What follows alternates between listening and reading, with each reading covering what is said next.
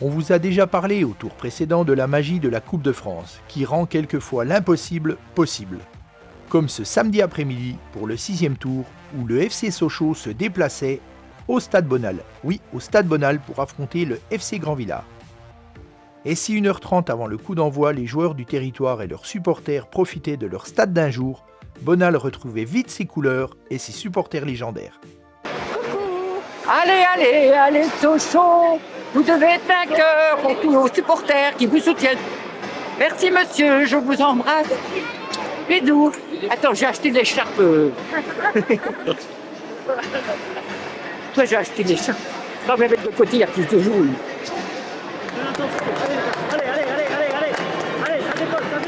Côté sportif, des joueurs du FC Sochaux-Montbéliard où l'enchaînement des matchs du mois d'octobre se fait naturellement sentir mais qui veulent éviter toute mauvaise surprise, et des grands velets arrivés avec un plan bien précis concocté par l'entraîneur Hervé Genet.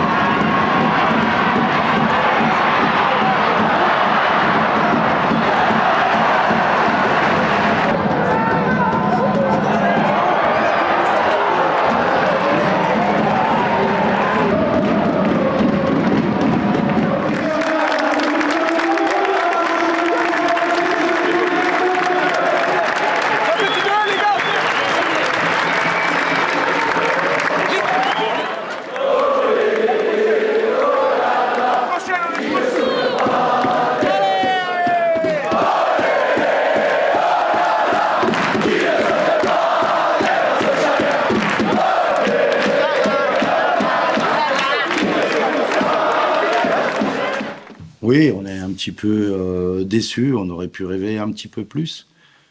Je pense qu'il nous a manqué ce petit brin de réussite en plus pour essayer de repousser Sochaux jusqu'au penalty. C'est ce qu'on voulait faire depuis le départ. Mais bon, il y a l'arrêt du gardien, parce qu'on a cette occasion-là, il y a l'arrêt du gardien qui est déterminant. Autrement, je suis assez satisfait de l'image qu'on laisse aujourd'hui au FC Sochaux-Montbéliard, dans une belle enceinte, sur une belle pelouse. Donc pour nous, c'est réellement une vraie joie d'être venu ici et d'avoir rencontré une très belle équipe de Sochaux aussi. Non, pas du tout. Il y avait une vraie joie, et ça c'est vraiment important quand on joue au foot, c'est d'avoir la joie, pas faire la gueule, être enthousiaste. Et cette joie est permanente depuis le début de saison maintenant, donc Non, et ça s'est vu d'entrée qu'on allait être présent tout au long du match. Il faut quand même respecter euh, l'académie de Sochaux. Il y a quand même beaucoup de joueurs qui ont un talent au-dessus de la moyenne. Donc non, ça aurait été présomptueux et prétentieux de notre part si on avait si on était venu dans un autre dispositif en pensant faire mieux. Je pense qu'on se serait découvert et là, à ce moment-là, on avait beaucoup d'espace dans notre dos et on aurait été en difficulté. Non, l'enchaînement de match, il a pesé, c'est clair. C'est évident. Dans la fraîcheur qu'on doit être capable de mettre dans notre jeu, on a été un peu émoussé, j'ai trouvé. En tout cas, on avait des difficultés à changer de rythme. Voilà, c'était assez parlant, mais il y a eu l'enchaînement de match, il y a le fait qu'on ait joué il y a à peine 72 heures, c'est même pas 72 heures, et que même si certains étaient sur le banc, ou tu lâches de l'énergie parce que t'es dans la ligne du match contre Orléans. Donc bon, on a senti tout ça, c'était quelque chose qu'on craignait, qu'on attendait, qu'on savait. Malgré tout, on a été sérieux défensivement, c'était la base pour pouvoir éviter de faire partie de la catégorie surprise. Bah déjà, la première des choses, c'est une qualification, donc déjà ça reste l'élément le plus important, celui sur lequel on peut débattre. On n'est pas dans la catégorie surprise, je le répète, c'est quelque chose qui est toujours un petit peu, je dirais, angoissant quand on est entraîneur de jouer contre une équipe plus basse parce qu'on ne sait jamais comment un match peut se dérouler, donc on a beau alerter, mettre les warnings un peu partout, on sait que tous les ans il y en a des surprises. Donc ce soir, cet après-midi en tout cas, nous n'en fait pas partie.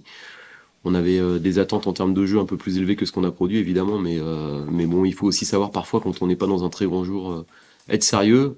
Pour nous, les clean sheets sont rares, donc quand il y en a un, on doit aussi soulever qu'on a été plutôt consistant défensivement. Il y a eu une alerte sur notre but, et sinon pour le reste, on a rien laissé à l'adversaire. Ouais, on l'attend, on se dit qu'il faut faire le break parce que de toute façon maintenant, je sais pas, les règles de la Coupe de France qui sont quand même des règles ancestrales ont été changées, il n'y a plus de prolongation. Alors, il faudra aussi qu'on explique aux gens pourquoi il n'y a plus de prolongation, ça faisait le charme de la Coupe. Ça, c'est quelque chose que moi j'ai du mal à comprendre. Pour plein de raisons, parce qu'il y a plein de scénarios et des matchs qui sont rentrés dans l'histoire grâce aux prolongations. Et à la base de la Coupe de France, on a enlevé les prolongations, historiquement, si vous vous rappelez bien, pour la période de Covid. Donc aujourd'hui, c'est ça l'histoire. Donc aujourd'hui, il y a la prolongation uniquement pour la finale, je crois. Bon, moi, ça me gêne parce que je trouve que la Coupe de France, il faut la laisser telle qu'elle est depuis tout le temps. J'aime l'esprit de la Coupe, vous le savez maintenant, ça fait 2 tours, mais on en parle souvent, donc voilà, j'aime la Coupe de France. Après, je le répète, j'ai employé le terme angoissant parfois quand on est sur un banc et qu'on est soi-disant ou prétendu supérieur.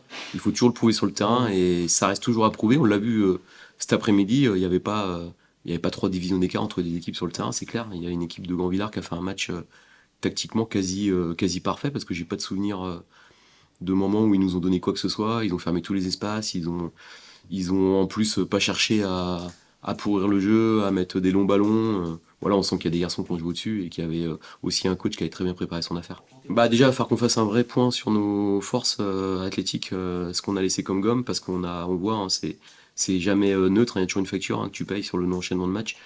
On s'en sort avec quelques blessés. Voilà, Alex Dao qui a pris mercredi qui a mal à l'épaule. On a aussi d'autres joueurs qui ont des douleurs. Kevin Zoui pouvait pas trop jouer ce soir. Le moins de temps possible. Il y a Diego aussi qui commence à siffler. Il y avait Rolly. Bon, voilà, on voit que notre effectif n'est pas extensible, surtout qu'on avait 4 ou 5 joueurs qui n'étaient pas en capacité d'intégrer le groupe ce soir, qui étaient en reprise, comme Issouf, comme Samy, voilà, des joueurs comme ça. Donc on va travailler, on va aussi régénérer ce qu'on besoin d'être régénéré, et puis on va se mettre tranquillement la tête à Nancy pour essayer de poursuivre notre dynamique qui est plutôt intéressante en ce moment.